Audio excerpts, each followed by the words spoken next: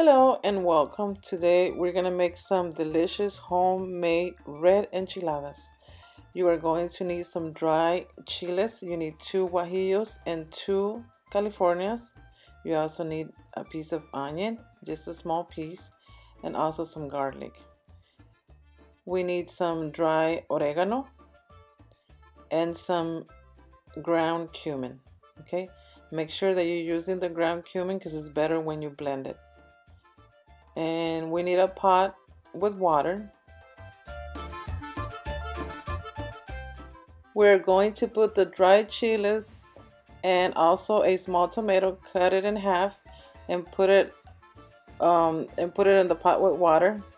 You're gonna let it simmer like for 5 minutes or so, and then you're gonna turn off the pot. Now, if you want your salsa to be a little spicy, just leave the seeds inside and boil everything together like that. But if you don't want it spicy, make sure you remove the seeds before you put everything to boil. After that, we're gonna add all the ingredients, the onion, garlic, cumin, and also a little bit of the oregano. And I'm using like a 1/4 teaspoon of the cumin, the ground cumin. And then we're gonna blend everything together with a little bit of the water that we are using to boil the chiles and the tomato.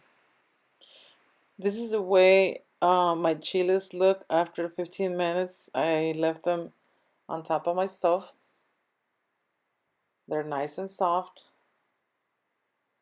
And we're going to be using a little bit of the water, not much because we don't want the salsa to be runny.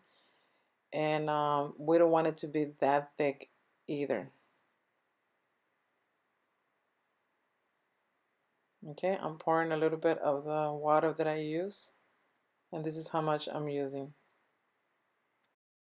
We're going to start the blender on low, and then medium, and then high until we blend everything together.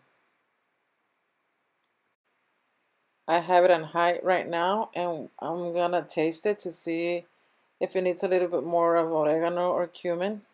We're not gonna use no salt right now. I have a pan here ready to go with a little bit of oil, and right now I'm just checking to see if it's hot the way we need it to pour our sauce inside. Okay, this part is very important. Use a strainer to pour the sauce and do this so all the seeds and everything, all the stuff that didn't get blended well, it will stay in your strainer.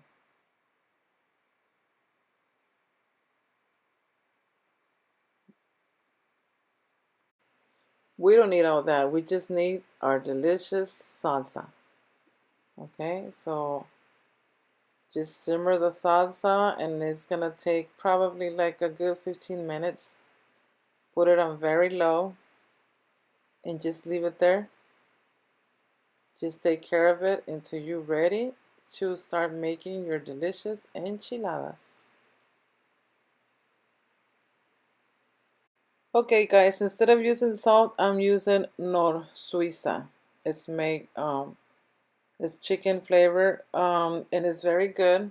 I recommend it, and you are going to get a really good flavor if you use it, but you don't have to. You can go ahead and use salt if you want, but this is the way I make my enchiladas, and it gives it a really, really good flavor. Just add a little bit, and then just taste it to see if you like the way it tastes, and let it simmer again for a little, maybe like 5 more minutes or so. Okay, after those 15 minutes, I think we are ready to make our delicious enchiladas. We are going to need another pot with oil. Make sure that is nice and hot. We're gonna use some Mexican tortillas. Make sure you buy the thick ones. You're gonna pass the tortilla through the sauce first, and then you're gonna pass it through the oil. Okay, see how soft they are?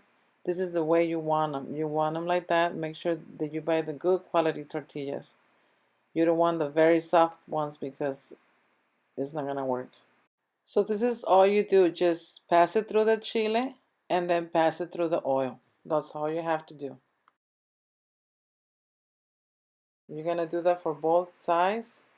It's probably less than a minute. I would say maybe like a few seconds on one side and then on the other side. After that, you're gonna take the enchilada out of the pan and you're gonna put them in a plate. Okay, you're gonna do the same step until you finish all your tortillas. It depends on how many tortillas, excuse me, it depends on how many enchiladas you want to make. Okay, for this recipe, I made 10 delicious enchiladas.